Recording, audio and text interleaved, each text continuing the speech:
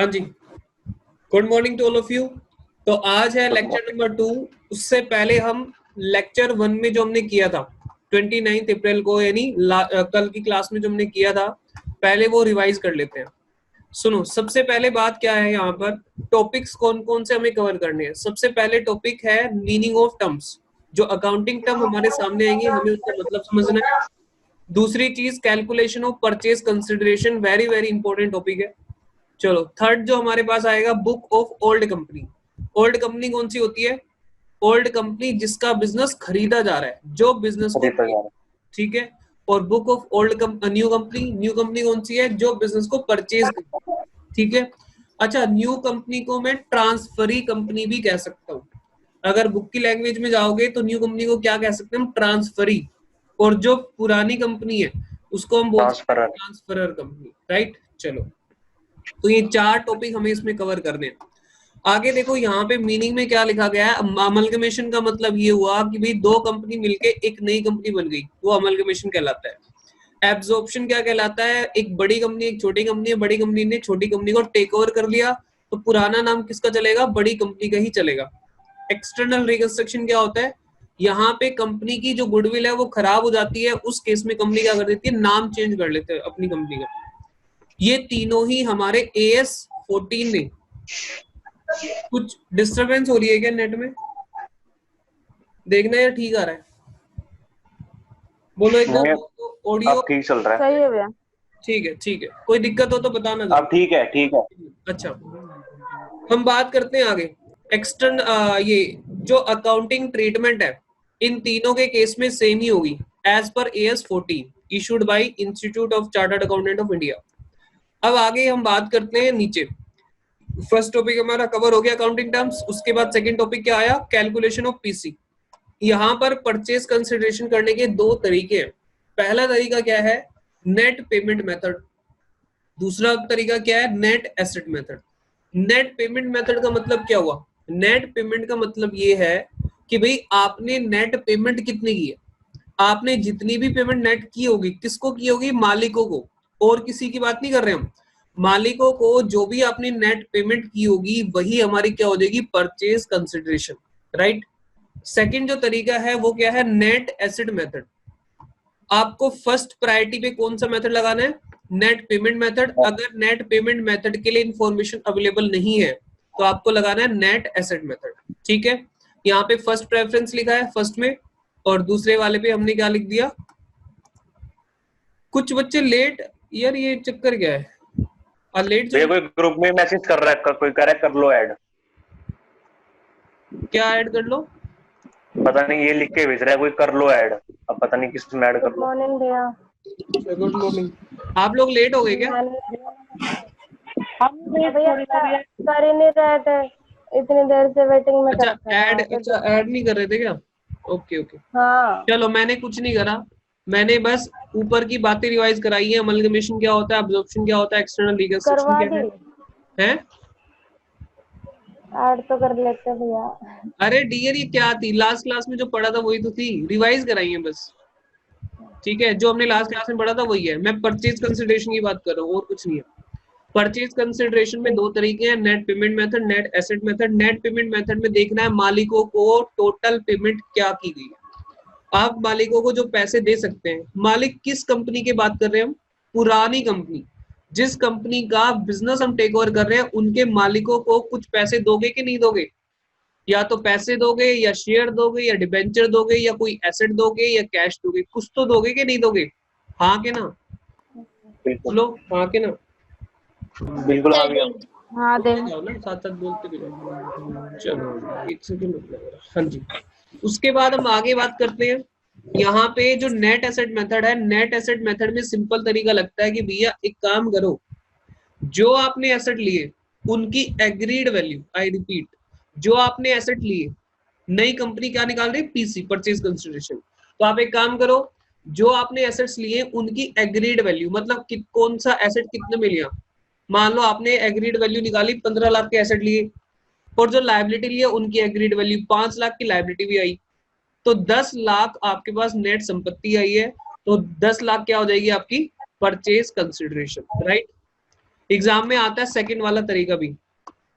आगे चलते हैं। उसके बाद बात आ गई है हमारे पास, यहाँ पे मैंने स्टार्ट सबसे पहले कौन सा करा, net payment method. Net payment method के अंदर इस पे लिख क्यों नहीं रहा,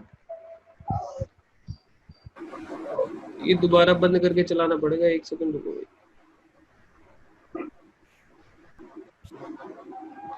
हाँ जी, यहाँ पर देखेंगे आप, यहाँ पे हमने पहले क्या स्टार्ट किया, नेट पेमेंट मेथड। अच्छा एक चीज बताओ यार, बीच में मैं डिस्टर्ब कर रहा हूँ, थोड़ा रोक रहा हूँ। ये नोटिफिकेशन किसी को पता है कैसे बंद होती है? गूगल से बड़ी नोटिफिकेशन आती रहती है, पागल कर रखे हैं उन्होंने। नोटिफिकेशन वगैरह आती रहती है, सिक्योरिटी थ्रेट्स है, आपके पीसी में वायरस घुस जाएगा, ये वो। मेरे को हाँ पता भैया, है, भैया सेटिंग में जाके बंद कर दो नोटिफिकेशन। गूगल में जाके सेटिंग में करना पड़ेगा। नहीं, सेटिंग में जाके नोटिफिकेशन का आता है। चलो कोई नहीं, मैं कुछ देख के आपको करता हूँ उसको बीच में सेट, ठीक है। आगे देखो क्या लिखा है, नेट पेमेंट मेथड। यहाँ पे क्या लिखा है, सबसे पहले हमें बात करनी है, शॉर्ट में मैंने लिख दिया क्रक्स में, न्यू कंपनी, पुरानी कंपनी, ओल्ड कंपनी के जो मालिक होते हैं, जो पुरानी कंपनी के मालिक होते हैं, उनको क्या करती है, जितना भी पेमेंट करती है वो हमारा क्या कहलाता है, पीसी, परचेज कंसिडरेशन। इसका फॉर्मेट बिल्कुल सिंपल सा था, payment to, payment in, working and amount. इसमें क्या है, इक्विटी और प्रेफरेंस को ही शामिल किया जाएगा, बाकी हम डिबेंचर होल्डर मतलब लायबिलिटी वालों को शामिल यहाँ पे नहीं करेंगे, ठीक है। भले ही आपके सवाल में उनको पेमेंट करने के लिए बोला हो। देखो आपके क्वेश्चन में, जो एग्जाम में क्वेश्चन आएगा उसमें ये भी लिखा होगा कि हमने क्रेडिटर को पैसे दे दिए, हमने डिबेंचर वालों को पैसे दे दिए, बट आपको यहाँ पे उसको शामिल नहीं करना है। क्यों नहीं करना है? क्योंकि यहाँ पे जो भी पेमेंट सिर्फ मालिकों को की जा रही है, सिर्फ वो ही कंसिडर, ठीक है। अच्छा, हम क्रेडिटर, पुरानी कंपनी के जो क्रेडिटर हैं या डिबेंचर होल्डर्स हैं, क्या उनको भी पेमेंट कर सकते हैं? हाँ कर सकते हैं, क्योंकि वो ये भी तो कह सकते हैं ना भाई, क्रेडिटर है, मान लो आपके पैसे किस कंपनी के पास थे उधार, आपने, आप जो क्रेडिटर थे, आप बी लिमिटेड के थे क्रेडिटर, ठीक है, ये अपने आप को मान लो, और ये कंपनी ए लिमिटेड ने टेक ओवर कर ली। इस कंपनी को, बी लिमिटेड को कौन लेके चला गया? ए लिमिटेड, अपने में मर्ज कर ली। अब ये बंदे की मर्जी है ना कि ये ए लिमिटेड के पास या तो क्रेडिटर रहे या ना रहे। वो ये बोल दे कि भैया मुझे तो पैसे दे दो तुरंत, मैं आपकी कंपनी में भरोसा नहीं है, ना ही मैं आपकी कंपनी में फ्यूचर में कोई डील करूंगा। समझ में आया? मेरा किस कंपनी में भरोसा था? बी लिमिटेड के साथ। तो मैं बी लिमिटेड के साथ उधार की ट्रांजेक्शन कर रहा था, मेरे 1.5 लाख रुपए बकाया है, तो प्लीज अमलगमेट करने से पहले मुझे ये पेमेंट कर दो। बात समझ में आ रही है? और तभी क्रेडिटर तो बी लिमिटेड से बोलेगा ना, तभी स्कीम पास होती है कोर्ट में, जब सभी लोगों को सेटिस्फाई कर दिया जाता है। तो इस कंपनी की गर्दन फंसी हुई है, ये चाहेगी भी तो भी इसकी पेमेंट रोक नहीं पाएगी। क्यों? क्योंकि इसकी स्कीम अप्रूव तभी होगी कोर्ट से जब ये उसकी पेमेंट कर देगा, कोर्ट इसको स्कीम को पास ही नहीं करेगा तब तक। बात समझ में आई है? हाँ के ना? बोलो आगे भैया। बोल भी दो। हाँ चलो, तो आगे हम बात कर लेते हैं। यहाँ पर एक एग्जांपल हमने किया था नॉर्मल सा, ए लिमिटेड बी लिमिटेड को टेक ओवर किया और उसके अकॉर्डिंग हमने काम किया था आगे, ठीक है। अब नेक्स्ट स्लाइड पे आ रहा हूं मैं। नेक्स्ट स्लाइड हमारी कौन सी थी? नेक्स्ट स्लाइड देखो, स्लाइड नंबर 2, एग्जांपल 2 था। एग्जांपल 2 में हमने क्या सीखा था? एग्जांपल 2 में हमने देखा था प्रेफरेंस शेयर होल्डर को इक्विटी शेयर होल्डर मिल रहे हैं, और इक्विटी शेयर मिल रहे हैं, इक्विटी शेयर होल्डर को क्या मिल रहे हैं? Preference share. और आवाज सही नहीं आ रही भैया? सही आ रही है भैया? सही आ रही है। सही आ रही है। हेलो, चेक करो एक बार, कोई दिक्कत आ रही है? नहीं सर, सही आ रही है। ठीक ठीक है। थोड़ा सा ना यार, मैंने पहले बताया है, थोड़ा ऐसी जगह पे बैठा करो जहाँ पे नेट की कनेक्टिविटी हो। सही जगह बैठा हूँ भैया, तब भी आवाज में दिक्कत आ रही है। चलो दोबारा देख लो, हो सकता है थोड़ा बहुत बीच में। मैं दोबारा रिपीट कर देता हूँ। मैंने कुछ नहीं कहा, सेकंड एग्जांपल जो हमने किया था वही बताया कि प्रेफरेंस को इक्विटी शेयर्स दे रहे हैं और इक्विटी शेयर्स को प्रेफरेंस शेयर दे रहे हैं। बस इसमें नया पॉइंट कुछ नहीं था, और दोनों को मिला के हम क्या दे रहे हैं? कैश दे रहे हैं। बस ये हमने पीसी कैलकुलेट करी थी। थर्ड एग्जाम्पल में हमने क्या करा था? थर्ड एग्जाम्पल में हमने क्या कर दिया था, यहाँ पे देखा था स्वैप रेशो। स्वैप रेशो जो हमने लगाई थी, लेकिन हमारे जो नंबर ऑफ शेयर्स आ रहे थे वो फ्रैक्शंस में आ रहे थे। हर एग्जाम्पल में कुछ ना कुछ नया पॉइंट मिलेगा आपको, ठीक है। हमारे जो यहाँ पर शेयर्स थे, शेयर्स कौन से होते हैं? जो ये ब्रैकेट वाला पोर्शन है, जो ये ब्रैकेट वाला पोर्शन है इसको हम क्या बोलते हैं, शेयर्स। ये शेयर्स है, ये नंबर ऑफ शेयर्स। तो आप हमेशा इस ब्रैकेट वाले पोर्शन को चेक करके चलेंगे कि फ्रैक्शंस में तो नहीं है। इस सवाल में ये फ्रैक्शन में आ गए। आपने क्या करना है, जो फ्रैक्शन से पहले यानी डेसिमल से पहले वाला है वो तो कंप्लीट शेयर है, उनके लिए तो सीधे शेयर दे दो, 14 रुपए का एक है, मल्टीप्लाई कर दिया, कोई दिक्कत नहीं है। और जो बाकी डेसिमल के बाद वाला, भैया आवाज ठीक नहीं आ रही, चेंज कर लो। हेलो आ रही है भैया। दोस्त, तो फायदा अच्छी नहीं आ होगा रही है। मैं चेंज भी कर ठीक नहीं दूंगा। आ रही आवाज, आप एक बार सही है, डिस्कनेक्ट सही कर आ लो, रही है। बिल्कुल डिस्कनेक्ट ठीक करो से आप। बैठो भैया खुले में। नहीं, डिस्कनेक्ट करके दोबारा कनेक्ट करो। ऐसा है ना कि अगर मैं दूसरा कर भी लूंगा तो आपको फायदा नहीं होगा ना, क्योंकि दिक्कत अगर आपकी तरफ से आ रही होगी तो दिक्कत फिर भी रहेगी। अगर आपको सही अभी बात कर रहे हो आवाज। क्या? आ रही होती ना तो मैं कर लेता, मेरे लिए कोई दिक्कत नहीं, मैं कर लूंगा कनेक्ट, लेकिन वो फिर भी दिक्कत रहेगी। एक बार अपना बंद करके दोबारा करो रिकनेक्ट। मैं कुछ नहीं करा रहा, पिछला ही रिवाइज करा रहा हूँ, ऐसी कोई नई चीज नहीं करा रहा अभी। ठीक है, चलो अब सुनो। यहाँ पे मैंने आपको एक बात भी बताई थी, स्वैप रेशो। यहाँ पे swap ratio multiply number of share, whole number के लिए इशू कर दो शेयर, और जो फ्रैक्शन शेयर है, फ्रैक्शन वाले हैं, उनको कैश दे दो। उनके लिए कैश दे दो आप। इसको मैंने डिटेल में आपको समझा भी दिया था। अब हमारी आ रही है थर्ड स्लाइड। तीसरी स्लाइड शायद हमने नहीं करी अभी तक। ये वाला एग्जांपल शायद हमने नहीं करा, करा है क्या? नहीं करा। ये क्या समझाया 5 मिनट में? मैंने उसमें ये बताया था कि हमारे अगर फ्रैक्शन में आए शेयर्स तो जो होल नंबर है उसके लिए शेयर दे दो आप, और जो फ्रैक्शन वाला पार्ट है डेसिमल के बाद वाला उसके लिए कैश दे दो। ये लास्ट क्लास में भी समझाया था। आज की क्लास यहाँ से स्टार्ट है, आज की क्लास यहाँ से स्टार्ट है। तो आज है lecture number second, lecture second, और डेट क्या है? सेकंड ही है ना अमलगमेशन का? हाँ, हाँ। डेट क्या है? 30 तारीख। 30/4/2020। ठीक है, अमलगमेशन हम कर रहे हैं। चलो, तो यहाँ से आज की क्लास स्टार्ट हुई है, अभी तक मेरी क्लास स्टार्ट हुई नहीं है। अब सुनो ध्यान से, एग्जाम्पल नंबर 4 है, आप इस एग्जाम्पल को ध्यान से पढ़ें। गुजारिश है इस एग्जाम्पल को ध्यान से पढ़े, हर एक एग्जाम्पल में कोई ना कोई नया राज छुपा हुआ है, तो अच्छे से पढ़ें इस एग्जाम्पल को। इसमें भी स्वैप रेशो आएगी। आपने पढ़ा तो चलो भाई, एक बार यहाँ पे इसका फॉर्मेट हम बना लेते हैं। क्या लिखते थे हम फॉर्मेट में? Payment to payment to payment working और amount. Working and amount, amount working and amount. अच्छा, बाकी सब्जेक्ट की प्रिपरेशन कर रहे हो आप? कभी ऐसा तो नहीं अकाउंट चल रहा है पूरे दिन? नहीं भैया कर रहे हैं, ये तो बल्कि हो जाएगा आराम से। करते रहना, कहीं पता लगे अकाउंट्स ही चल रहा है। अच्छा, यहाँ पर देखो ध्यान से, यहाँ पर ए लिमिटेड, लेकिन आपको ये तो लगता होगा अकाउंट्स में तो हो जाएगा, बाकी का संभालना पड़ रहा है। A limited took over B limited. Old company कौन सी है? B limited. न्यू कंपनी है A limited. And agree to pay consideration. Consideration आपको पता है क्या होता है? बदले में, समथिंग इन रिटर्न। भाई मैंने आपको पढ़ाया तो बदले में मैं आपसे क्या लूंगा? फीस लूंगा, ठीक है? अच्छा, तो वो क्या हो गया? कंसिडरेशन मेरे लिए क्या? फी, और आपके लिए क्या है? एजुकेशन। अच्छा, नॉलेज। तो consideration to issue necessary shares. Necessary share यहाँ पे इशू करने के लिए बोल रहे हैं, necessary shares of new company. ठीक है, समझ में आया क्या कह रहे हैं? Necessary shares of new company. यहाँ पे क्या लिखा? वैल्यू, ये ऑफ होना चाहिए। Value of old share, value of old share कितना? पुरानी कंपनी के शेयर की वैल्यू कितनी है? 25 रुपए। और value of new share, new company के शेयर की वैल्यू कितनी है? 35 रुपए।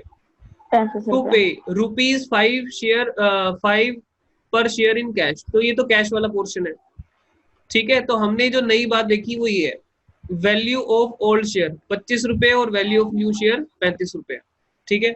और 5 रुपए के लिए कैश देंगे। Number of equity share of old company. Old company में इक्विटी शेयर के नंबर कितने हैं?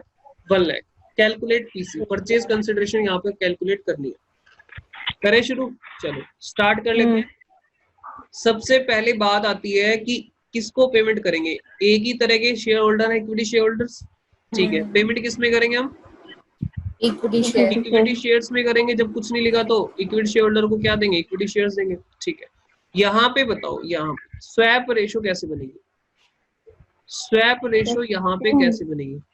स्वैप रेशो पता कैसे बनेगी, value of share of old company, old company के शेयर की वैल्यू ऊपर रखी जाएगी 25 बटे और 35 नीचे रखी जाएगी value of share of new new company multiply into 1 lakh. Multiply number of shares. इससे क्या Into 5. निकलेंगे, इससे निकलेंगे क्या, number number of of shares.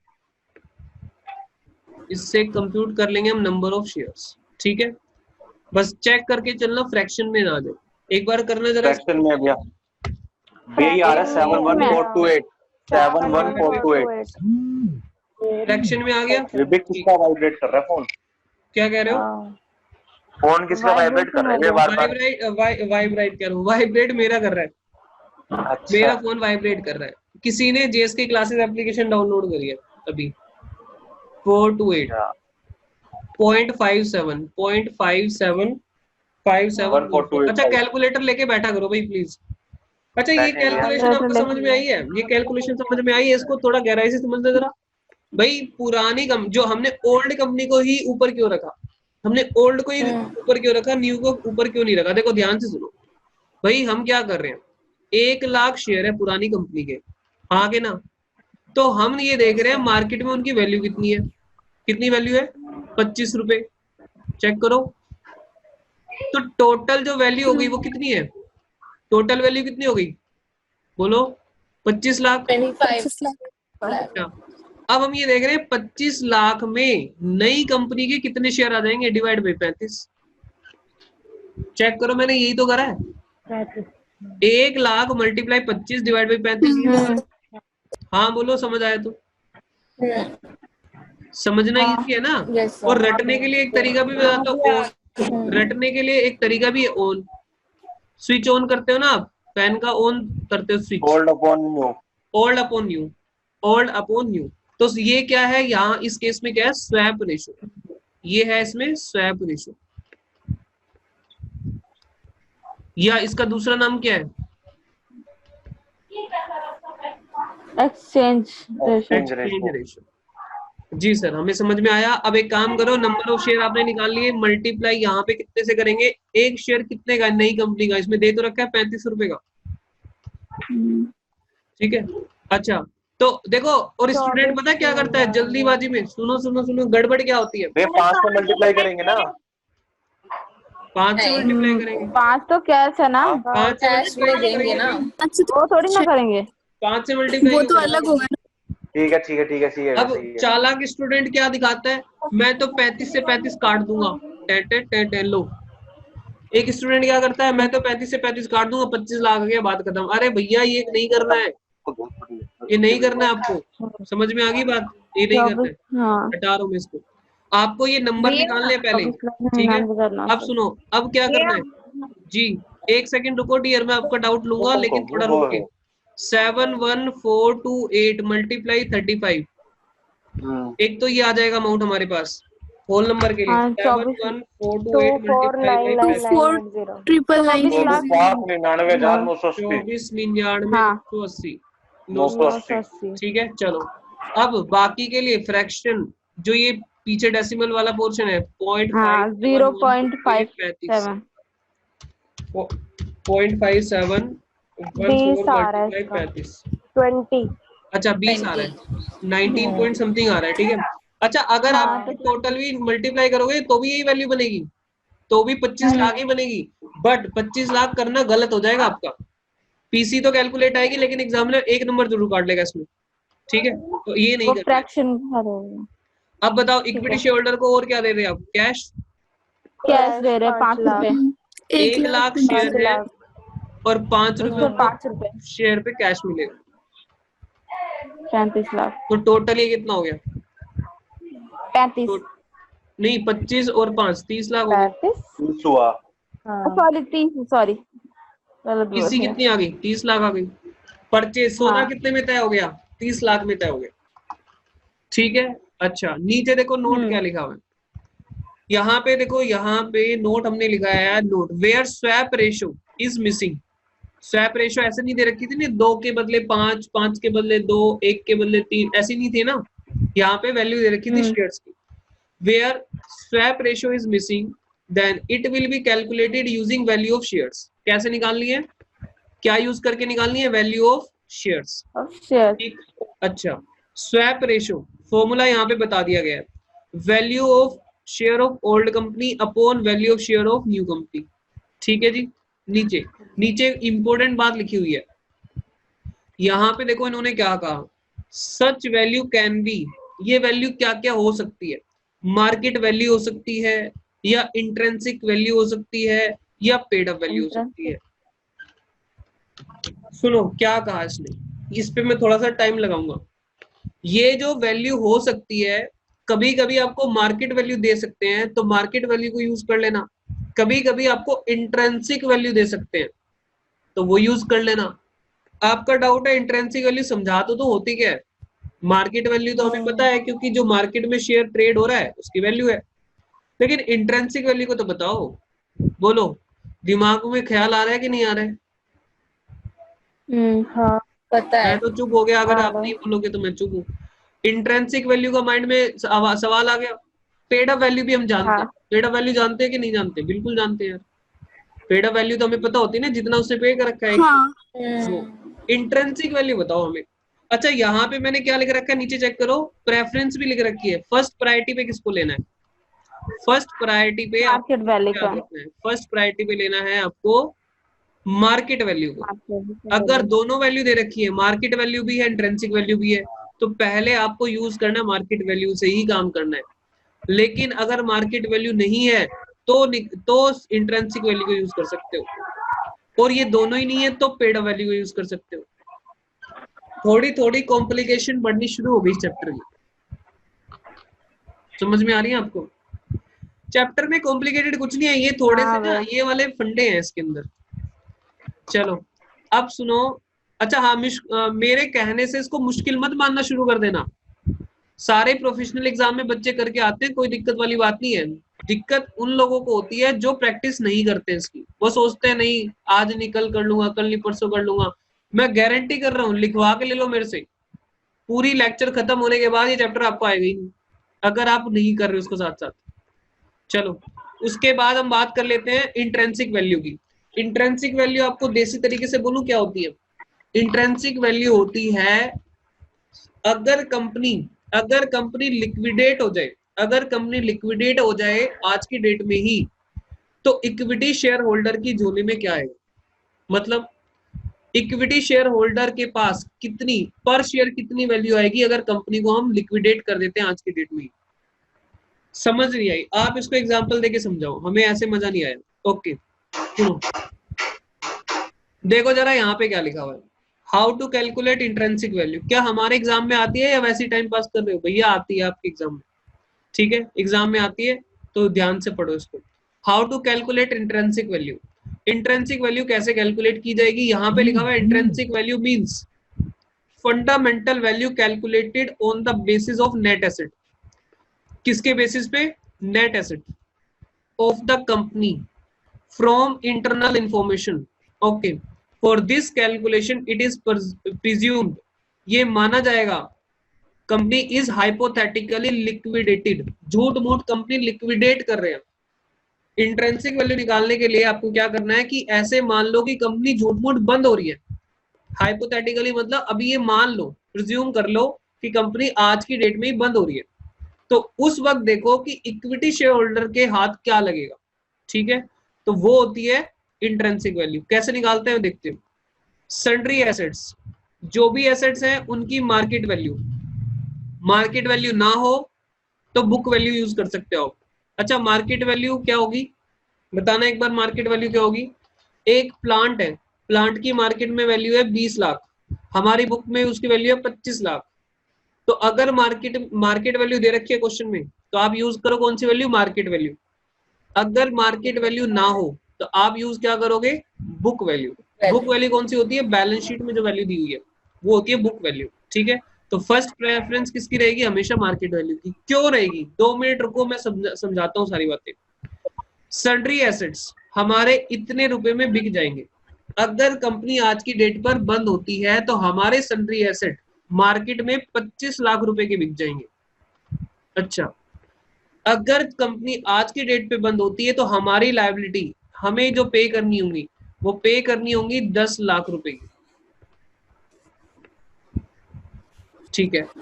अच्छा, आज की डेट पर अगर कंपनी झूठ मूठ बंद होती है, मतलब हम बंद करते हैं अगर, तो हमें प्रेफरेंस शेयर कैपिटल पे करनी पड़ेगी, जो कि एक काम करता हूँ 5 लाख ले लेता हूँ मैं, उसकी फेस वैल्यू में ले लेता हूँ 5 लाख प्रेफरेंस शेयर कैपिटल। ठीक है, तो यहाँ पे कितनी वैल्यू बची, यहाँ पे कितनी बची 10 लाख। ठीक है, तो सुनो ध्यान से, अगर आज कंपनी बंद हो जाए तो मार्केट में हमारी संपत्ति एसेट्स की वैल्यू कितनी है 25 लाख रुपए। हम जो लायबिलिटी हमारे पास अभी है आज की डेट पर उसको पेमेंट कितना करना पड़ेगा 10 लाख रुपए, और जो प्रेफरेंस शेयर कैपिटल है उनका पैसा कितना देना पड़ेगा 5 लाख रुपए। तो हमारे पास इक्विटी वालों के लिए कितना बचेगा, इक्विटी वालों के लिए कितना बचेगा 10 लाख रुपए। 10 लाख। ठीक है, 10 लाख रुपए। और number of equity share question में बताते हैं आपको, number of equity share, number of equity share मान लो है 50,000। तो इंट्रिंसिक वैल्यू कैसे होती है पर शेयर, इंट्रिंसिक वैल्यू आती है, इंट्रिंसिक वैल्यू पर शेयर 20 रुपए। 10 लाख टोटल संपत्ति बचेगी, 10 लाख रुपए बचेंगे किसके लिए, इक्विटी वालों के लिए। और एक शेयर पे कितने रुपए आएंगे, इसको डिवाइड कर लो, 3 जीरो से 3 जीरो काट दो, ये कितने आएंगे 20। तो इंट्रिंसिक वैल्यू ये है, इंट्रिंसिक वैल्यू ये होती है। समझ में आ गई आपको बात या नहीं, बात समझ में आई है या नहीं आई है, किसी को डाउट है इसमें? आपको क्या कर रखा हुआ एग्जाम में, पता क्या दिया होगा, सुनो मेरी बात, एग्जाम में आपको ना तो मार्केट वैल्यू देगा, पीसी कैलकुलेट करने के लिए बोलेगा, ठीक है, वो आपको मार्केट वैल्यू देगा नहीं, ठीक है, वो कहेगा इंट्रिंसिक वैल्यू के बेस पर इसकी पीसी निकालो, क्या निकालो, परचेज कंसिडरेशन किसके बेस पर, इंट्रिंसिक वैल्यू के बेस पर। तो आपको क्या करना पड़ेगा, दोनों कंपनी की इंट्रिंसिक वैल्यू निकालनी पड़ेगी। इंट्रिंसिक वैल्यू समझ आ गई कि जो ट्रू वैल्यू है शेयर की, ट्रू वैल्यू, ट्रू वर्थ क्या है उसकी। अगर कंपनी आज बंद हो जाए तो इक्विटी शेयर होल्डर की झोली में कितना पैसा आएगा, पर शेयर कितना आएगा 20 रुपए, तो उसकी ट्रू वैल्यू क्या है 20 रुपए। बोलो हाँ या ना, समझ में आई हो तो बोलो, नहीं तो आगे। हाँ वे आ गए, हाँ भैया। मधु रिप्लाई कर दिया करो डियर। कितना वाइब्रेट हो रहा, कितने बच्चे बैठे मैं देखूं शक्ल, निकम्मे निकम्मे बोलने पड़ेंगे जब जवाब नहीं देते। हाँ, जवाब क्यों नहीं दे रहे हो आप लोग, क्या बारात में आ रखे हो? मैं यहाँ पे बोलने का ठेका मेरी है खाली। सबको समझ में आ गई कि नहीं आई, जल्दी बोलो, जल्दी जल्दी। Yes, sir. क्लास बंद होने वाली है। Yes, sir. तो इंट्रिंसिक वैल्यू मैंने तो अभी एक कंपनी की निकाल के दिखाई, आपके पास दो कंपनी की बैलेंस शीट आएगी, एक नई कंपनी होगी एक पुरानी कंपनी होगी। तो नई कंपनी की अलग निकाल लेना, पुरानी कंपनी की अलग निकाल लेना। तरीका एक ही है, सभी एसेट में से क्या माइनस करना है, आउटसाइडर की लायबिलिटी माइनस कर दो और इवन शेयर कैपिटल भी माइनस कर दो अगर है तो, क्योंकि हम किसकी वैल्यू देख रहे हैं, इक्विटी शेयर होल्डर की। प्रेफरेंस शेयर होल्डर की कोई इंट्रिंसिक वैल्यू होती ही नहीं है, क्या बोला, प्रेफरेंस शेयर होल्डर की कोई इंट्रिंसिक वैल्यू नहीं होती, उनको एक फिक्स्ड अमाउंट हमें रिपे करना ही करना है, तो उनकी कोई इंट्रिंसिक वैल्यू नहीं होती। नीचे देखो क्या लिखा है नोट में, intrinsic value can be calculated only for, अगर एग्जाम में सवाल आ जाए ना प्रेफरेंस शेयर के लिए इंट्रिंसिक वैल्यू कैलकुलेट करना, तो सिरे से खारिज कर देना, सवाल ही गलत है। Intrinsic value can be calculated only for equity shares since preference share have fixed payable amount, उनकी पेबल वैल्यू फिक्स रहती है, तो इंट्रिंसिक वैल्यू केवल होती है इक्विटी शेयर्स वालों के लिए। आगे बात करता है, नीचे कनेक्ट कर लेना, मीटिंग खत्म होने वाली है, 1 मिनट से कम टाइम बचा हुआ है। इफ मार्केट वैल्यू या payable value are missing then use book value. Book value किसको बोलते हैं हम, बुक वैल्यू किसको बोलते हैं, बैलेंस शीट वैल्यू को, एसेट्स एंड लायबिलिटी। सिंपल बात है, अगर आपकी क्वेश्चन में मार्केट वैल्यू दे दी, मार्केट वैल्यू यूज कर लो, क्योंकि मार्केट वैल्यू पे तो बिकेगा एसेट, और नहीं बताया तो मान लो ना भाई जो मेरी बैलेंस शीट में दिख रहा है उतने का ही बिकेगा, और क्या मानोगे, और मेरे पास रास्ता है कोई, सोचो। और तो मेरे पास रास्ता होगा ही नहीं ना जब मार्केट वैल्यू नहीं बता रहे हैं। तो मैं यही मान के चलूंगा मेरी 20 लाख की एसेट 20 में ही जाएगी। हाँ के ना, हर एक बात से। अगर मार्केट वैल्यू क्वेश्चन ने नहीं दी है तो क्या करोगे, तब हम ये मान लेंगे कि जो हमारी बैलेंस शीट में वैल्यू एसेट्स की उतनी ही वैल्यू पर एसेट सेल हो रहा है, हमारे पास इसके अलावा कोई रास्ता भी नहीं है। ठीक है, चलो आगे कहता है गुडविल इज रियलाइजेबल एसेट। यहाँ पे इसने क्या बोला, goodwill is realisable asset, hence it will be included in calculation of intrinsic value. Goodwill हमारे लिए रियलाइजेबल एसेट है और इसको आपको इंट्रिंसिक वैल्यू में कहा शामिल करके चलना है। मार्केट वैल्यू दे दी ठीक है, नहीं तो बुक वैल्यू ले लेना। अच्छा, इसमें एक और बात रह गई कि जो आपके खर्चे हैं ना, जो फिक्टिशियस एसेट्स है वो आपको इग्नोर करने। ठीक है, फिक्टिशियस एसेट इग्नोर कर देना। भैया ये गुडविल वाला समझाना दोबारा, क्या बोला? गुडविल वाला मैंने ये कहा है कि आपको गुडविल, जैसे 12th क्लास में गुडविल की अलग ही ट्रीटमेंट करते थे आप। गुडविल क्या करती थी, अलग ही अपना खेल चलाती थी, करती थी ना, खूब नचाया आपको 12th क्लास में गुडविल ने, याद करो। आप भूल गए क्या वो दिन? 12th क्लास में कितना नचाया, पार्टली पेड़, ये पेड़ ऐसे लाएंगे वैसे लाएंगे, नहीं करा? मतलब वो ये कहना चाह रहे हैं कि इस बारे में अगर आपको, अरे मेरे स्टूडेंट तो परेशान ना हो, मैंने तो उनको एक ही तरीके समझाया था, ओल्ड में वाटर न्यू में वाटर, बात खत्म, और कुछ बताया नहीं। ठीक है, मैंने तो बिल्कुल सिंपल तरीके से समझाया था इसको। अब सुनो, ध्यान से बात सुनेंगे, एक मिनट ऐड कर लूं मैं, कोई स्टूडेंट आ गया। चलो, ये कहना चाह रहे हैं गुडविल का, कई बार लगता नहीं ना लोगों को कि गुडविल भी यहाँ पे लेंगे कि नहीं लेंगे, कल को आपके डाउट आ सकता है। तो गुडविल को भी यहाँ लेंगे क्योंकि गुडविल भी बिकती है। जैसे हमने कल गोपाल जी छोले भटूरे वाले का एग्जांपल नहीं लिया था, तो गुडविल भी सेल होती है, तो गुडविल को भी शामिल करना है। ठीक है, बुक वैल्यू हो गई तो बुक वैल्यू, नहीं तो मार्केट वैल्यू फर्स्ट प्रायोरिटी पे रहेगी। ठीक है, अच्छा दोनों वैल्यू हुई तो क्या लोगे? सवाल मेरा है, दोनों वैल्यू हुई तो क्या लोगे? बुक वैल्यू और मार्केट वैल्यू। क्योंकि भाई हम तो ये देख रहे हैं ना कितने में बिक जाएगा।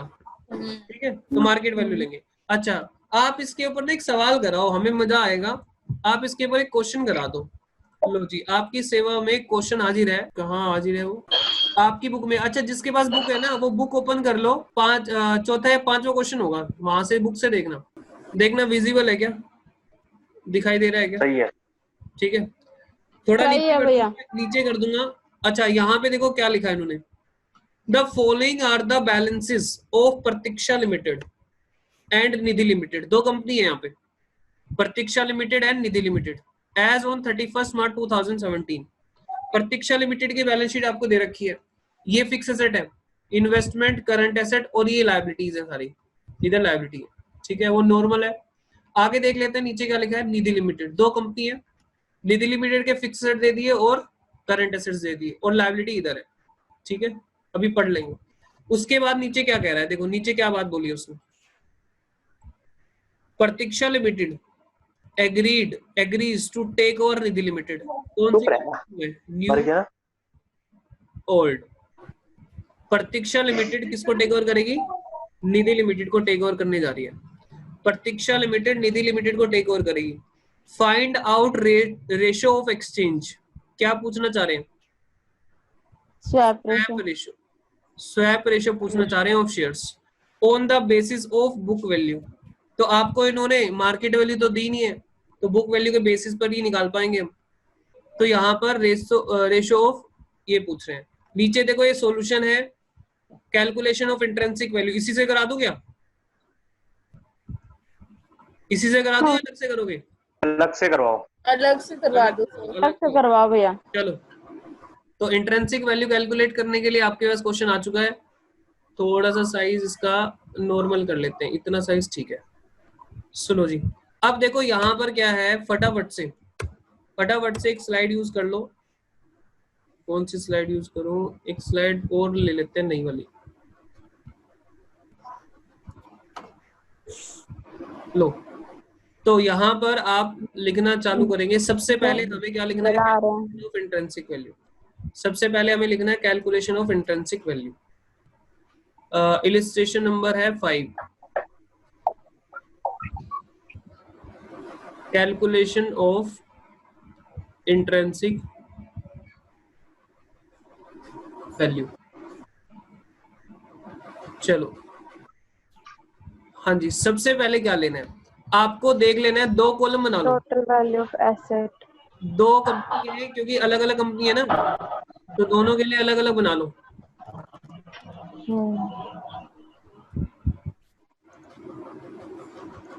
कौन कौन सी कंपनी है? प्रतीक्षा लिमिटेड, प्रतीक्षा और निधि। प्रतीक्षा और निधि। निधि लिमिटेड। ठीक है, तो दोनों के लिए अलग अलग एक फॉर्मेट में यहाँ पे रख लेता हूँ। तो हम इंट्रिंसिक वैल्यू क्यों फाइंड आउट करते हैं? माय डियर, हमारे पास और कोई रास्ता भी नहीं है, या तो मार्केट वैल्यू दे दे, या तो शेयर की स्वैप रेशो कैसे निकालोगे? स्वैप रेशो कैसे निकालोगे बोलो? स्वैप रेशो चाहिए ना मेरे को। स्वैप रेशो के लिए या तो ये बताओ कितने शेयर के बदले कितने शेयर, या तो वो बताओ, या फिर मार्केट वैल्यू बताओ, या फिर क्या बताओ, या फिर आप ऐसा डेटा दो जिससे मैं इंट्रिंसिक वैल्यू निकालूं, या इंट्रिंसिक वैल्यू नहीं निकाल पा रहा हूं तो मेरे पास पेड अप वैल्यू है। तरीका समझो क्या है। स्वैप रेशो चाहिए मुझे। स्वैप रेशो क्या होती है? एक्सचेंज कैसे हुआ, कितने शेयर के बदले कितने शेयर, तो या तो 2 के बदले 3, 3 के बदले 5, 5 के बदले 8, ऐसे बता दो। ठीक है, नहीं बताया तो क्या करो, क्या करो, मार्केट वैल्यू दे रखी होगी शेयर की, वो भी नहीं है। अगर वो भी नहीं हो तो फिर तो भैया इंट्रिंसिक वैल्यू ही है मेरे पास, और कुछ। समझ आ गई बात या नहीं? Yes sir. हाँ, तो ये है पी लिमिटेड और एन लिमिटेड। अब बताओ, सबसे ऊपर प्रतीक्षा लिमिटेड, पी लिमिटेड की बात चल रही है, तो सुनो, पी लिमिटेड में सबसे पहले दिख रहे हैं ना एसेट, दिख रहे हैं, कोई दिक्कत तो नहीं हो रही है? लो दिख रहा है। चलो, बड़ा हो गया थोड़ा सा साइज। अब देखो, दिख रहे हैं भैया, सही थे। पी लिमिटेड के एसेट चेक करो। पी लिमिटेड के एसेट देखो, फिक्स एसेट मेरे पास 3.5 मार्केट लाख। वैल्यू दी नहीं है, ये कह रहे 3.5 लाख। निकालो, ये तो कोई भी यहाँ पे लॉसेस तो नहीं है ना, सारे क्या है, एसेट है। 9 लाख हो तो गए। अगर मान लो यहाँ पे होता प्रीलिमिनरी एक्सपेंसेस, तो उसको मैं नहीं लेता। क्यों नहीं लेता? कंसीडर नहीं करते। क्योंकि क्या वो बिक सकता है? तो अगर झूठ मूठ नहीं। बंद हो नहीं। जाएगा नहीं, तो उसको नहीं लेने हमें। ठीक है, अच्छा, तो यहाँ पे हमें सबसे पहले क्या लेना है? Fix asset. एसेट्स में उठा लो फटाफट से, बस माइंड में ये रखो, एसेट बिक के कितना पैसा आएगा, फिक्स एसेट बिक के कितना आ जाएगा। कुछ नहीं बोला तो कितना आ जाएगा? 3.5 लाख आ जाएगा। अच्छा, इन्वेस्टमेंट 2.5 लाख। कितना आ जाएगा? 2.5 लाख आ जाएगा। हम तो यही मानेंगे, नहीं तो बता दो कितने बिका है। Current asset 3 lakh. इन्वेस्टमेंट कितना? 2,50,000। 2.5 लाख। अच्छा, अगर यहाँ करंट पे कैश एसेट होता, सुनो, कैश भी होता, और इवन हो सकता है कैश, करंट एसेट के अंदर कैश हो सकता है, तो कैश को कैसे ले लेंगे? सेम उसी वैल्यू पे लेंगे, उसकी कोई मार्केट वैल्यू नहीं होती। तो current asset 3 lakh. Current asset कितने के? 3 लाख के। क्या मेरे पास इतने की संपत्ति बिक जाएगी कि नहीं अगर कंपनी बंद हो जाए? Yes sir. ठीक है, अच्छा, उसके बाद लायबिलिटी में चालू कर दो, और लायबिलिटी ना नीचे से शुरू करा करो, इधर से, क्योंकि ऊपर ना मालिकों का पैसा होता है। ऐसे शुरू करो, मीटर नीचे से चलेगा, ऊपर की तरफ जाएगा, ऊपर से मत चालू करना। अच्छा ठीक है, सबसे पहले ये हमारी लायबिलिटी है, yes sir. Current liability. Current liability. Shivani, आपने कॉलेज में पढ़ा होगा इंट्रिंसिक वैल्यू के बारे में डियर, थोड़ा बहुत तो पढ़ा होगा कि नहीं? तब मैंने पढ़ा नहीं मैम से। अच्छा, अब ये चैप्टर चालू इकोनॉमिक्स में है पर इंट्रिंसिक वैल्यू। ओके ओके, ठीक है। करंट लायबिलिटी होगी, फिर उसके बाद क्या होगा? डिबेंचर्स। डिबेंचर्स डिबेंचर की लायबिलिटी है 1.75। डिबेंचर कितना? 1,75,000 1.75। 175 माइनस, उसके बाद सरप्लस। क्या सरप्लस लायबिलिटी है? No sir. नहीं। लायबिलिटी है। हाँ। क्या शेयर कैपिटल लायबिलिटी है? कौन कह रहा? हाँ, लायबिलिटी है। नहीं, मालिकों का अरे मालिकों का है भैया, लायबिलिटी थोड़ी ना, आउटसाइडर की लायबिलिटी की बात चल रही है। हाँ बोलो, नहीं समझ में आया? सरप्लस रिजर्व, ये थोड़ा आ गया भैया। ये थोड़ा पेमेंट करनी है मुझे। नहीं। ठीक है, तो कितना आ गया? अब चेक करो कितना आ गया। 6 लाख। कितना? 6 लाख। 6 लाख। 6 लाख आ गया। अब निधि लिमिटेड पे आ जाओ। निधि लिमिटेड यहाँ पे ओल्ड कंपनी है जिसको खरीदा जा रहा है। फिक्स एसेट कितना, 1.5 लाख। Current asset 1 lakh. 1.5 लाख 2.5 लाख हो गए। करंट एसेट है, ये इन्वेस्टमेंट नहीं है, और 1 लाख तो ये हो गए 2.5 लाख। और लायबिलिटी में चेक कर लो, सबसे पहले क्या आ रहा है, बीपी, फिर आ रहा है क्रेडिटर 20। बीपी 20 और 50 70। बीपी यार यहाँ पे तो हमने ये लिखा नहीं, एक मिनट थोड़ा सा इसको करंट में डाल दो ना, करंट लायबिलिटी करंट में डाल दो ना, 70,000। CREDIT क्रेडिटर्स, ठीक है। क्रेडिटर यहाँ लिख दिया, कितना, ये नहीं है इसमें, मान लो क्रेडिटर में, अच्छा करंट लायबिलिटी में है ना, हाँ सॉरी, वही तो कह रहे हैं।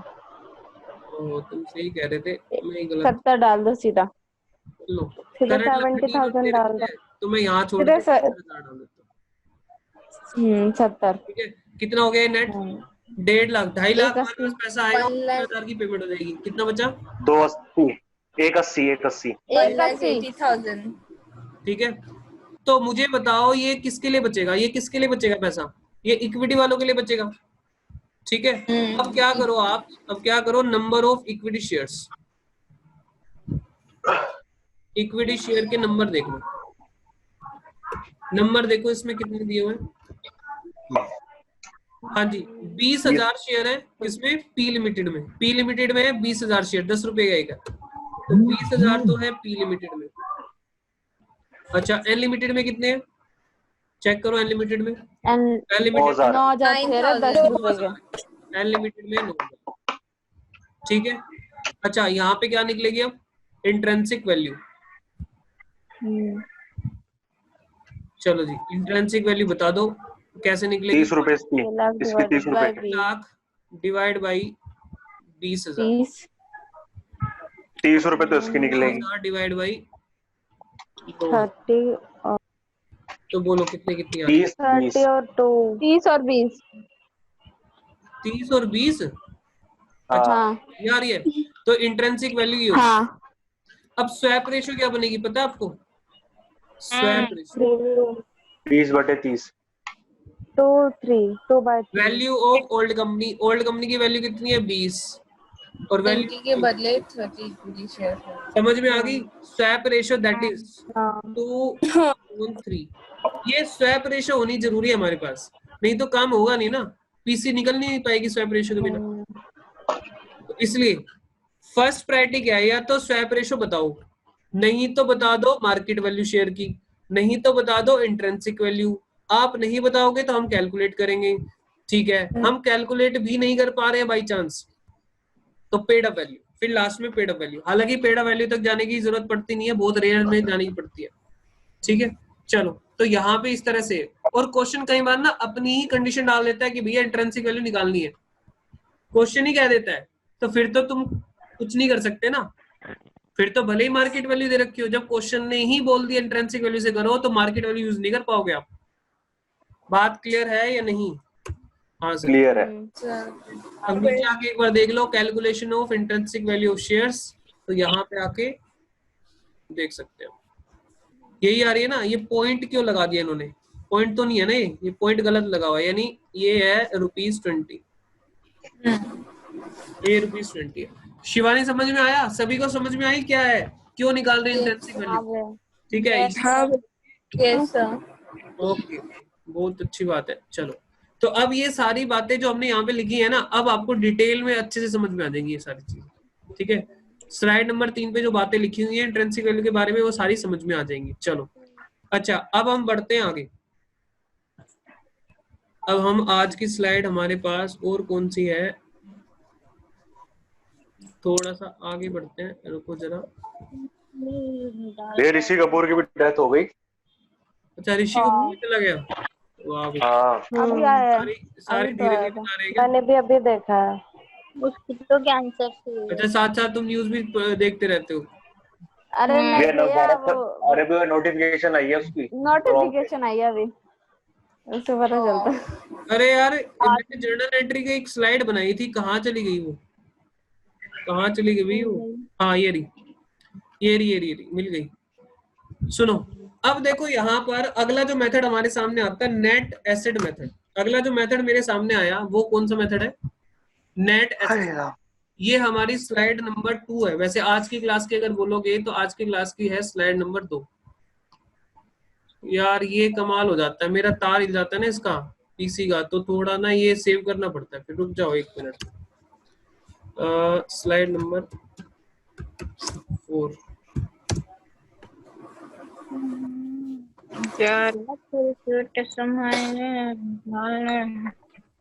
ये क्या हो रहा है?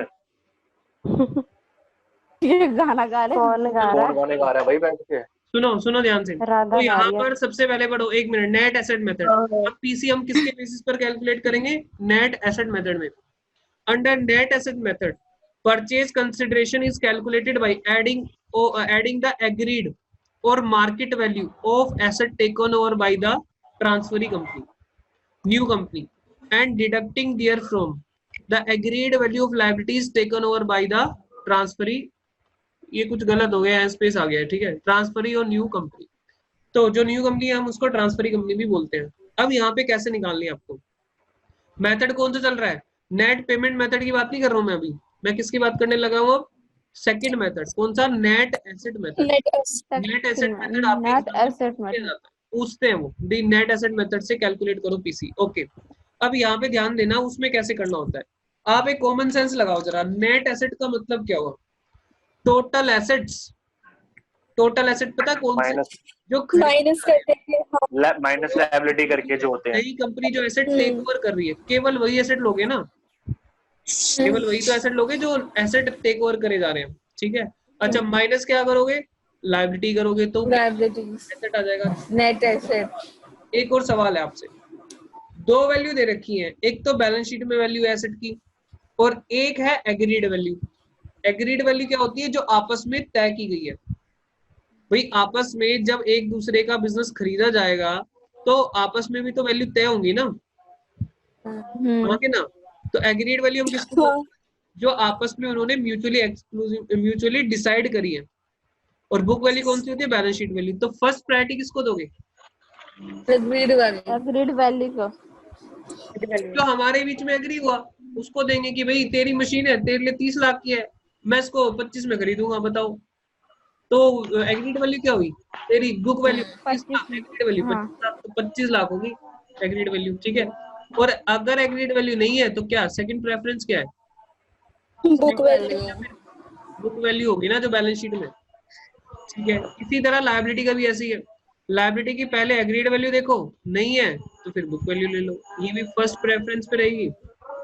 और लॉजिकल है, ऐसा कुछ नहीं रटना हमें, मोस्ट लॉजिकल अजम्पशन है, कोई दिक्कत ही नहीं। अच्छा, एसेट्स जो टेक ओवर करे जा रहे हैं, आई रिपीट, एसेट्स जो टेक ओवर किए जा रहे हैं। कभी कभी क्वेश्चन में ऐसा देखने को मिलेगा एक एसेट लिया ही नहीं। भाई सामने वाले की मर्जी है ना, आपका बिजनेस खरीद रहा है, वो नहीं लेना चाह रहा कोई एसेट, जरूरी है क्या? वो नहीं लेना चाह रहा कोई एसेट, तो उस केस में आपको क्या करना है? वो एसेट को छोड़ना है जिसको वो नहीं लेना चाह रहा। तो जो एसेट ले रहा है, मान लो उनकी वैल्यू है 10 लाख रुपए, एग्रीड वैल्यू कितनी आ गई? 10 लाख रुपए। और जो लायबिलिटी उसने टेक ओवर करी, उनकी एग्रीड वैल्यू कितनी आ गई? 3 लाख रुपए। तो यहाँ पे कितनी हो गई? 7 लाख। हेलो, मेरे को सुन रहा है कि कोई नहीं? हाँ भैया सुन रहे हैं, भैया सुन रहे हैं। मुझे ऐसा लगता है पता नहीं कहीं चले ना गए हो। तो ये 7 लाख क्या होगी हमारी? क्या होगी? TC, purchase consideration 7 lakh. आया मजा? हाँ सर मजा आया है, तो सिंपल सा है। हाँ, तो इसमें क्या होंगे? जैसे शेयर्स देने होंगे आपको, क्वेश्चन बोलेगा शेयर्स देने हैं, तो आपको क्या करने हैं? 7 लाख रुपए के शेयर देने हैं। एक शेयर का प्राइस है, मान लो एट प्रीमियम इशू कर रहे हैं हमने share, equity share at premium है 120 रुपए में, 20 रुपए प्रीमियम है। तो नंबर ऑफ शेयर निकल जाएंगे यहाँ से, नंबर ऑफ शेयर निकल जाएंगे कितने? ये तो फ्रैक्शन में आ गया, मैंने पहली फ्रैक्शन का ले लिया यार।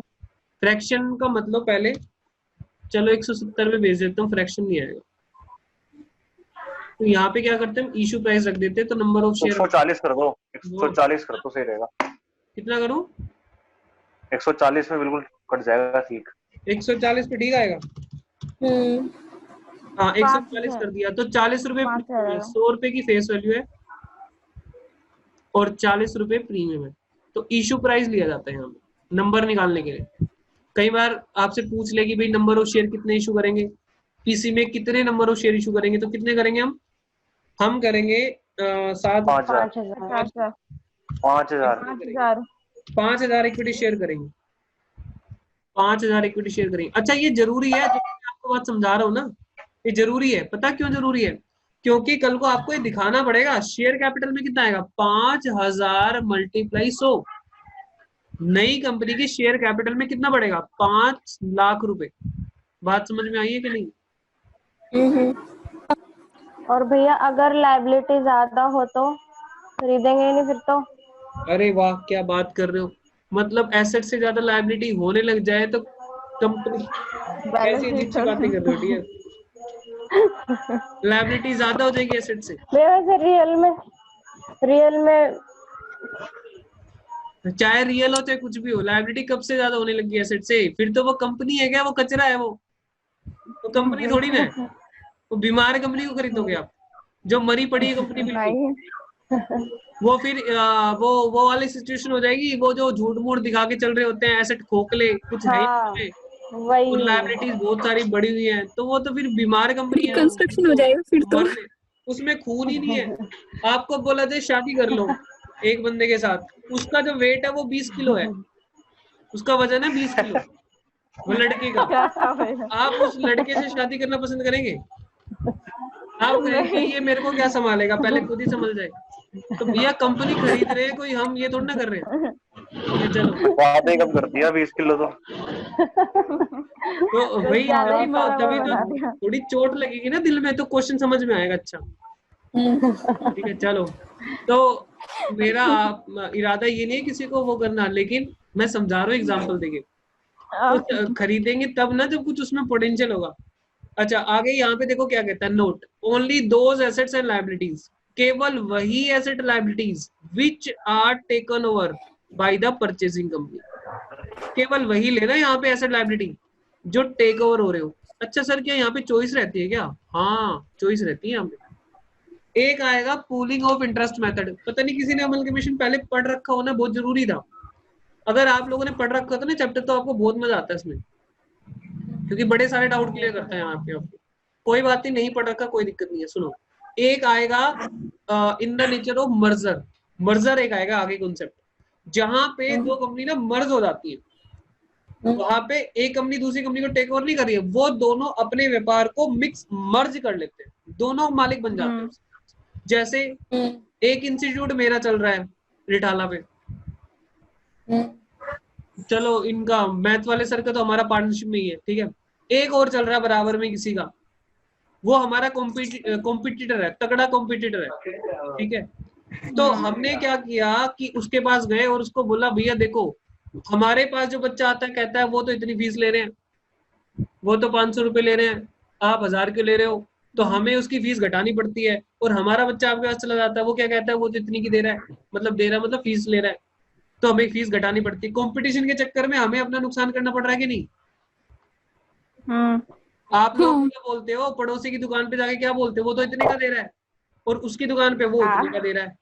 वो लोग क्या करते हैं, कस्टमर बनाने के चक्कर में बेचारे कॉस्ट पे बेचना शुरू कर देते हैं कंपटीशन के चक्कर में। तो वो लोग क्या करते हैं, आपस में मिल जाते हैं। वो कहते हैं ऐसी की तैसी, कस्टमर बड़ा चालाक हो रहा है, हमारा सारा प्रॉफिट खा रहा है, तो मिल जाओ, मिलके काम करेंगे। अब एक ही दुकान हो जाएगी, मोनोपोली क्रिएट हो जाएगी, ठीक है। तो अब क्या होगा, फिर कस्टमर कुछ बोल ही नहीं पाएगा, एक ही दुकान है ना, एक ही मिक्स हो गई दुकान, तो वही रेट लेना पड़ेगा।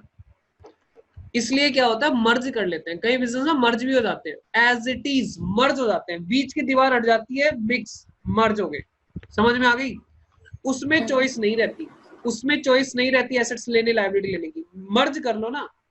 लेकिन अगर आप खरीदते हो, in the nature of purchase हो रहा, amalgamation in the nature of merger है, तो चॉइस नहीं है एसेट्स लायबिलिटी लेने की।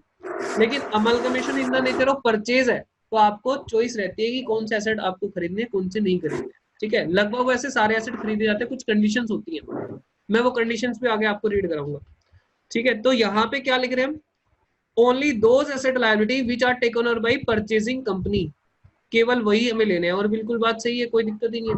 Are considered for calculation. Second point, fictitious assets such as miscellaneous expenditure are not written off or loss or negative surplus are not to be considered। क्या लिखा है? fictitious asset को शामिल मत करना। समझ में आ गई क्यों नहीं करना? उनको थोड़ा ना लेगा, आपके घाटे थोड़ा ना खरीदेगा कोई, आपके लॉसेस कोई नहीं खरीदेगा। आगे कह रहा है purchase consideration is to be discharge only by issue of shares and cash. और जो पीसी होगी, परचेज कंसिडरेशन कैसे डिस्चार्ज होगी, यहाँ पे खाली दो कंडीशन, दो चीजें है बस, या तो शेयर्स मिलेंगे उसके या कैश मिलेगा। ठीक है, जैसे यहाँ पे शेयर्स दे रहे हैं हम, 5000 शेयर देने, 140 रुपए का एक शेयर, 5000। नंबर ऑफ शेयर्स कैसे कंप्यूट होंगे, वो सिंपल है, amount of PC to be discharge, जैसे हमारा इसमें आया था 7 lakh, issue price of shares, तो वो आप निकाल सकते हो। ठीक है, अब यहाँ पे एक मिनट रुको, ये थर्ड एंट्री क्या है? हाँ, अच्छा, यहाँ पे देखो नया टॉपिक स्टार्ट हो गया आज। पीसी हमने लगभग खत्म किया, अब हमारा एक नया टॉपिक चालू हो जाएगा। याद है टॉपिक कौन कौन से थे? अकाउंटिंग टर्म्स का मतलब क्या है, दूसरा क्या था परचेज कंसिडरेशन की कैलकुलेशन, तीसरा क्या था? तीसरा क्या था? ओल्ड कंपनी की बुक्स। हम ओल्ड कंपनी की बाद में करेंगे। न्यू कंपनी हमारा चौथा था, तो न्यू कंपनी की बुक्स में अकाउंटिंग ट्रीटमेंट क्या होगी वो इसमें देखेंगे। न्यू कंपनी की किताबों में एंट्रीज कैसे होंगी वो देखेंगे। तो मैं कुछ एंट्री आपको समझा देता हूँ आज की क्लास में, और बाकी हम करेंगे बाद में। ठीक है, चलो एक बार समझना जरा ध्यान से। Following entries are journalized by new company. सुनो, सबसे पहले एक एंट्री आ रही है आपके सामने, इस एंट्री को जरा समझने की कोशिश करना। Business purchase to liquidator of old company. और यहाँ पे क्या लिखा है ये देखना, ये क्या लिखा है?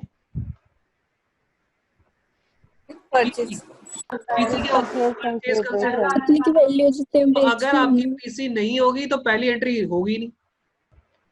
अगर स्टूडेंट की पीसी कंप्यूट नहीं हो पाई तो पहली एंट्री कर ही नहीं पाएगा, वो आगे बढ़ ही नहीं पाएगा। तो काम ही कहां से स्टार्ट हो रहा है? पीसी से। पीसी कैलकुलेट पहले करना पड़ेगा आपको। ठीक है, अच्छा, तो यहाँ पे एंट्री देखो क्या हुई, business purchase to liquidator of old company. क्या मतलब हुआ? ये एंट्री कब डली है? जब हमारी जो स्कीम है ना, न्यू कंपनी ने स्कीम को पास करा लिया। जब न्यू कंपनी ने कोर्ट से स्कीम को पास करा लिया, उस दिन न्यू कंपनी में खुशी का माहौल आ गया। सुनो दोबारा से, इंटरेस्टिंग बात बता रहा हूं।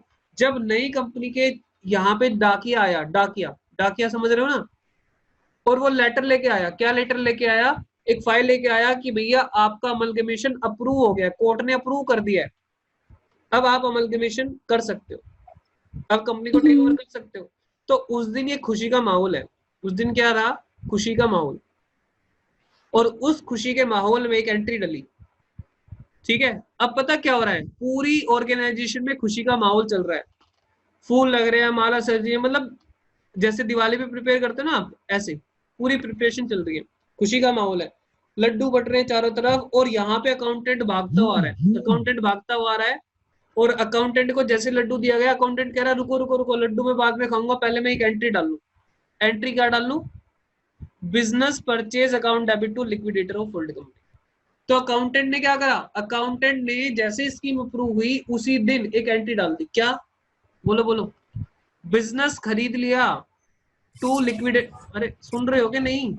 यस सुन रहे हो भैया? बिजनेस खरीद लिया, खुशी का माहौल है, लड्डू छोड़ के एंट्री डाल रहा है वो, ध्यान रखना इस बात को। Business purchase to liquidator of old company, मतलब ये कि कितने में बिजनेस खरीद लिया? बिजनेस परचेज कर लिया कितने में? जैसे हमने यहाँ पे निकाली थी 7 लाख, 7 लाख में खरीद लिया। और हम पुरानी कंपनी के लिक्विडेटर को क्या देंगे? है लिक्विडेटर। लिक्विडेटर कौन होता है? Liquidator of old company. भैया जैसे ओल्ड कंपनी के ओल्ड कंपनी लिक्विडेट करानी पड़ती है, कंपनी को बंद कराना मतलब लिक्विडेट कराना, लिक्विडेट कराया जाता है। तो वहां पे लिक्विडेटर अपॉइंट किया जाता है, एक बंदा होता है लिक्विडेटर अपॉइंट होता है, वो जो कंपनी का सेटलमेंट करता है। अच्छा, लिक्विडेटर ऑफ ओल्ड कंपनी कितना देंगे हम उसको? 7 लाख। 7 लाख में पीसी तय होगी। ठीक है, अच्छा समझ में आ गई ये एंट्री कब हुई? जिस दिन स्कीम पास। अच्छा, अब हमारे यहाँ पे एसेट्स आएंगे ना, एसेट्स तो बाद में आएंगी, स्कीम तो अब पास हो गई किसी एक पर्टिकुलर डेट पर, 1/4/2019 को स्कीम पास हो गई। अब मान लो 30 जून तक एसेट आए हमारे पास, एसेट हमारे पास कब तक आए? 30 जून तक। तो एसेट भर भर के आ रहे हैं आपके पास। अच्छा प्रैक्टिकली ऐसे नहीं होगा, एसेट भर के थोड़ा ना आएंगे आपके पास, ट्रक में भर के आ रहे हैं एसेट। अच्छा एसेट सबसे पहले ट्रक आता हुआ दिखाई दे रहा है आपको, अकाउंटेंट को ट्रक दिखाई दे रहा है, एसेट्स और लायबिलिटी भर के आ रहे हैं। हाँ आ रहा है, दिख रहा है, ठीक है। अकाउंटेंट ने देखा कि एसेट्स उतर पड़े, ट्रक में से पीछे से कौन उतर पड़े, एसेट्स। तो अकाउंटेंट क्या देख रहा है, हर एक एसेट की लाइन लगा के चल रहा है, एसेट निकल रहे हैं कहां से, ट्रक से पीछे से उतर रहे हैं। पहले एसेट को उसने देखा, अच्छा ये कौन है, ये है फर्नीचर, ठीक है। दूसरा एसेट कौन है, प्लांट एंड मशीनरी, ओके। तीसरा एसेट कौन है, बैंक। एसेट सारे उनके नाम लिखे हैं, बात समझ में आई। अकाउंटेंट ने लाइन में लगा लिया, जिसे लड्डू बढ़ते हैं ना, लाइन में लगा रखा है, तो आप अंदर भेज रहे हैं उनको, चल भाई एसेट जाके बैठ जाओ आगे। अब देखो पूरा ट्रक खाली हो गया पीछे से, आगे से ड्राइवर के साथ कुछ लायबिलिटीज उतर पड़ी।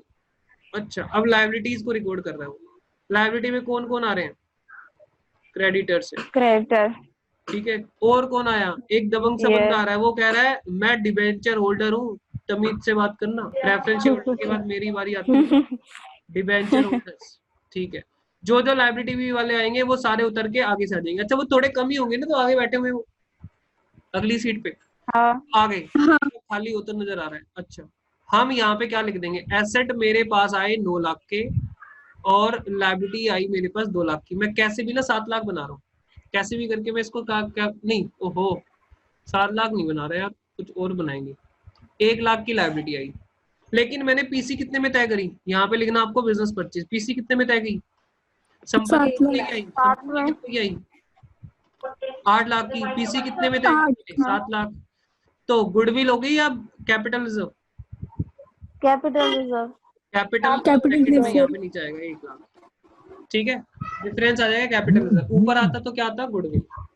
बात समझ में आती है थोड़ी थोड़ी या नहीं, आ रही है, आ गए। ठीक है। अच्छा यहाँ पे देखो any difference in above entry consider goodwill और कैपिटल रिजर्व, नीचे लिखा हुआ है नोट में।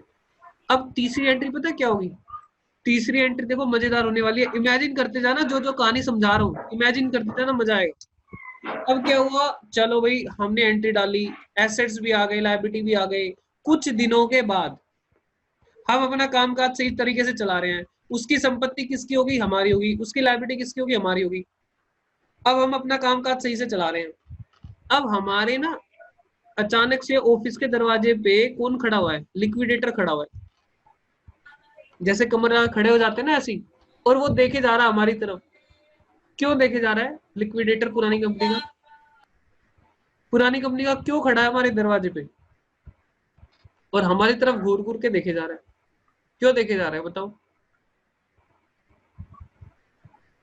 अरे तुम्हें इमेजिनेशन में मजा नहीं आया क्या, क्योंकि है आराम से सभी चीजों को सुन के आराम से अब बैठ गए। मतलब इनका बिजनेस कैसे चलेगा शायद। अच्छा ये देख रहे हैं, अरे वो ये कह रहा भैया पैसे तो दे दो, सभी चीज तो लेके चले गए तुम, पैसे कौन देगा, बड़ा है वो तुम्हारे तरह घूर घूर के देख रहा है, पैसे तो दो। आपने ये एंट्री डाली, ठीक है, मैं इसमें तो हमने क्या बोला, लिक्विडेटर को देंगे देंगे देंगे, लायबिलिटी बुक कर ली।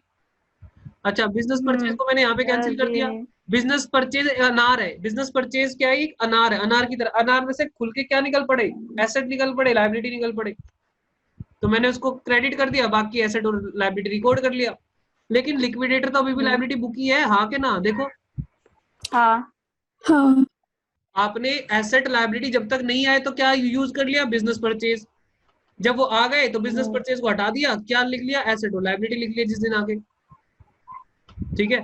अब बात सुनो, लायबिलिटी तो रह रही है ना अभी आपकी पे करनी, तो आप क्या करोगे, लायबिलिटी को क्या करोगे, लिक्विडेटर ऑफ ओल्ड कंपनी, वो हमारे यहाँ से जाने का नाम ही नहीं ले रहा कि भैया मेरे को 7 लाख रुपए दे तो दो। अच्छा हम ये देखेंगे 7 लाख में इसको क्या दे रहे हैं, उसको शेयर दे रहे हैं, इक्विटी शेयर कैपिटल दे रहे हैं, या उसको प्रेफरेंस शेयर कैपिटल दे रहे हैं, या फिर उसको कैश दे रहे हैं, या फिर उसको डिबेंचर दे रहे हैं, या फिर उसको उसको और क्या दे सकते हैं, और भी कुछ दे सकते हो, ठीक है। सिक्योरिटी प्रीमियम रिजर्व है, एनी फॉर्म याद है, इन एनी फॉर्म, मालिकों को क्या Yes, दे सकते हो sir. आप, इन एनी फॉर्म, याद आ रहा है, वहीं से देख के लिखना है ये सारा, सारा वहीं पे दिखा होगा आपको, कितने के प्रेफरेंस शेयर, कितने के इक्विटी शेयर, कितने का कैश, डिबेंचर, कितने का प्रीमियम। तो ये एंट्री डलेगी। हमने लिक्विडेटर को उसका सेटलमेंट कर दिया। मुझे बताओ तीनों एंट्री आपको समझ में आई क्या? ये सबसे ज्यादा इंपॉर्टेंट एंट्री है, हर सवाल में आती है। Yes, sir. पहले दिन जब कोर्ट से स्कीम पास हुई उस दिन एंट्री क्या डलेगी? क्योंकि जब स्कीम अप्रूव होगी तो मतलब बिजनेस आ गया ना हमारे पास। हमने क्या डाल दिया? बिजनेस परचेज टू लिक्विडेटर और Purchase हमने उसी दिन अपनी लायबिलिटी बुक कर ली। अभी संपत्ति नहीं आई है, एसेट्स हमारे नहीं हुए अभी। कुछ दिन के बाद हमारे एसेट्स हमारे पास आए, उसके एसेट हमारे हो गए और हमारी उसकी लायबिलिटी हमारी हो गई। और जो ये मैंने बिजनेस परचेज टेम्परेरी अकाउंट लिखा था ना डेबिट, इसको मैंने हटा दिया और इसकी जगह क्या आ गया? फर्नीचर और क्या लायबिलिटी, जिसको मैं क्या कह सकता हूँ? नेट एसेट आ गया मेरे पास। बोलो। Yes, sir. और मेरे पास अभी लिक्विडेटर लायबिलिटी बची हुई है, तो लिक्विडेटर मेरे यहाँ पे खड़ा हुआ है कि भैया मेरे को पैसे दे दो हमें। अच्छा वो इसलिए मांग रहा है ना, क्योंकि क्यों मांग रहा है? क्योंकि उसको पुराने कंपनी के जो शेयर होल्डर है उनको देना है ना पैसा, आगे ना। पुरानी कंपनी के जो शेयर होल्डर है उनको पैसा देगा ना भाई, उनको शेयर देगा, शेयर देगा, कैश देगा, सेटलमेंट नहीं करेगा, तो मांगना जरूरी है उसका। ठीक। अच्छा आगे की एंट्री मैं नेक्स्ट क्लास में बताऊंगा।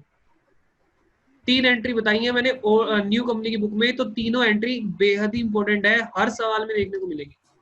किसी को रत्ती भर भी डाउट हो तो आप मेरे को बताओ, और नहीं तो हम आज क्लास यहीं पे एंड करेंगे। चलिए आज की क्लास यहीं पे एंड कर रहा हूं मैं। जिसको डाउट हो रिकनेक्ट कर लेना, ठीक है? Okay bye bye. बाय भैया। नमस्ते।